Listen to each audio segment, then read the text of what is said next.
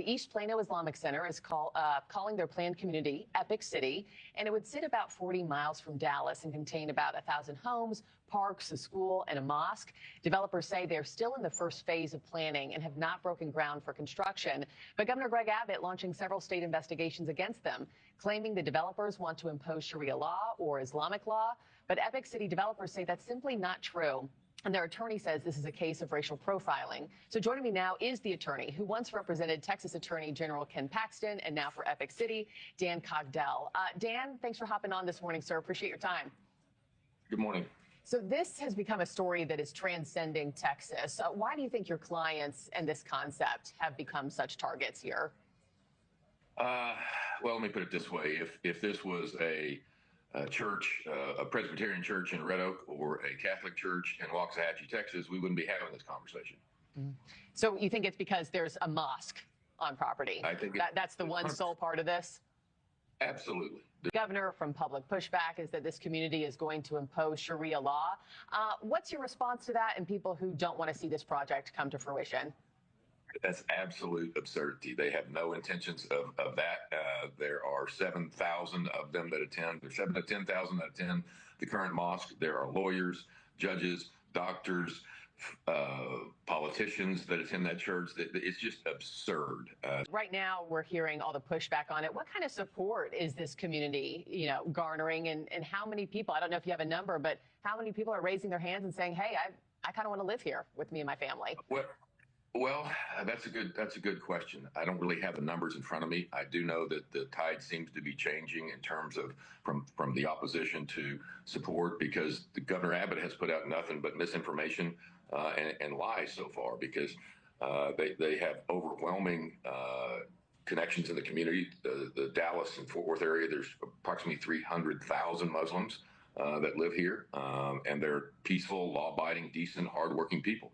I didn't know until I got involved with Epic that these people, that is the Muslims, they pray 5 times a day, and that's the reason they want to live near a mosque. So it's troubling what's happened, but I think we'll get through this. Yeah, and the state has now launched several investigations against your clients, including non-compliance of construction permits, a possible violation against the Fair Housing Act. What's your game plan here? How are you going to defend your clients against these claims? We're going to comply with the law. Governor Abbott issued a tweet the other day that said that if they don't cease construction within 7 days, the full weight and might of Texas will come down. They haven't even started construction, for God's sakes. They're applying for the permits now. They've hired some of the best law firms in the state, if not the country, and me, to assist them in complying. And they will do anything and everything they can to comply with the law.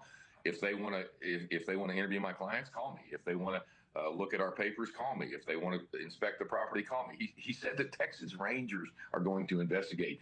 It's a cow field right now. It's an empty cow. Come on out, Ranger. What up, though? Peace. Just below there is some rocks, right? But I ain't got the right shoes to go down there and chill, so I ain't gonna put myself in a predicament expecting to be saved and ain't nobody out here. But yeah, the wind is blowing just right, and this feels real good. So I guess I just wanted to take an opportunity to reiterate what I posted this morning. Now, that video that I remixed, where the guy was talking about how they walked from India, right?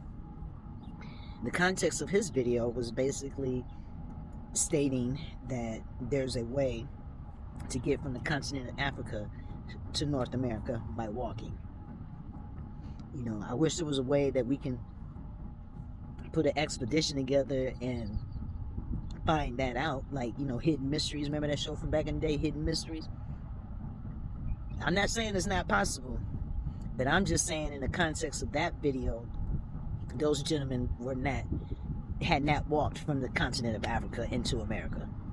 They didn't even look like they touched down less than an hour from that point of that interview with that woman. So I just wanted to reiterate the fact that less than a week ago, I only found out about the largest mosque built in Texas, where they have so much land around that mosque that they have like over 800 parking spots.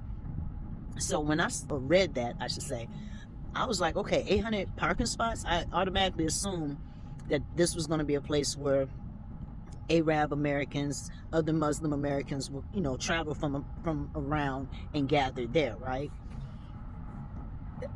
Only to find out that they building a whole epic city. I called it the Emerald City because, I mean, what a gift.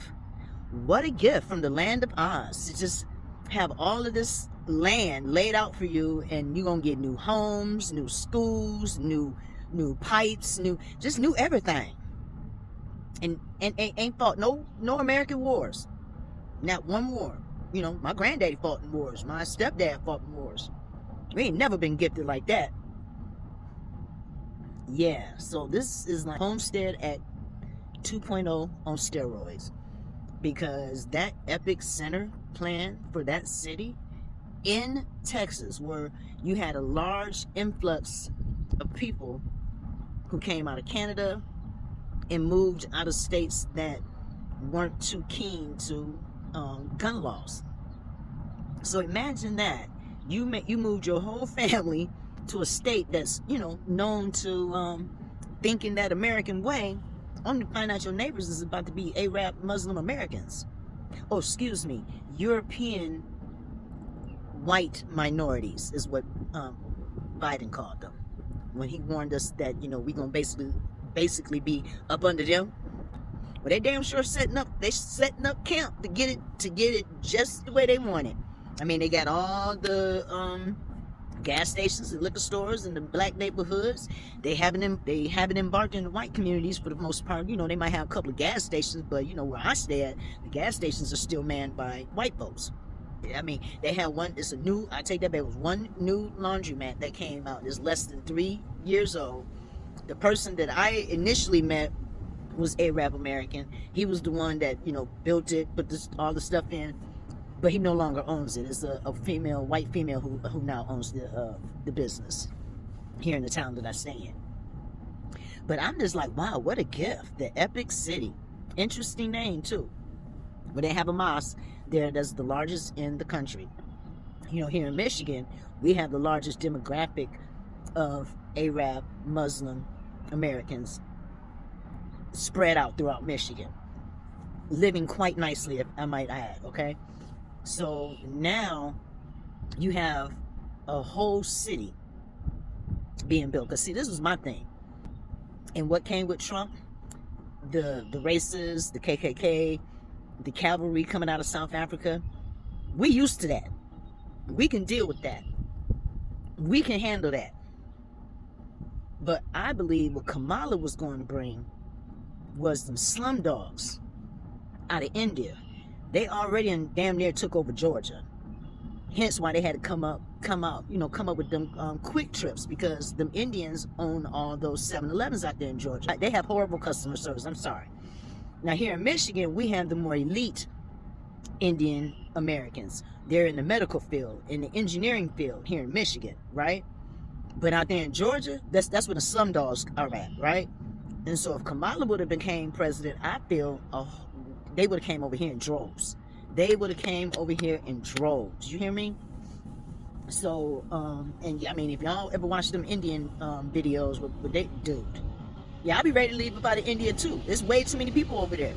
They trying to escape from India right now. Let me calm down. But I just, you know, because like I said, I've only became aware of this news within the last week or so. So, you know, they definitely been quiet about it. That's for sure. And it's most concerning. It raises an eyebrow. That's for sure. You know what I mean? Because, like, wow, talking about the red carpet layout, welcome to America. I'll be concerned about that. Like, for real. But it's such a pretty day. It's so pretty out here. And the sun feels so good on the scalp. You can hear the waves. The waves are way up there, too. You know? All right, y'all. I'm out. I just wanted to take that moment to sit with y'all and reiterate so y'all can connect the dots of the message I'm trying to, you know, bring forth to y'all.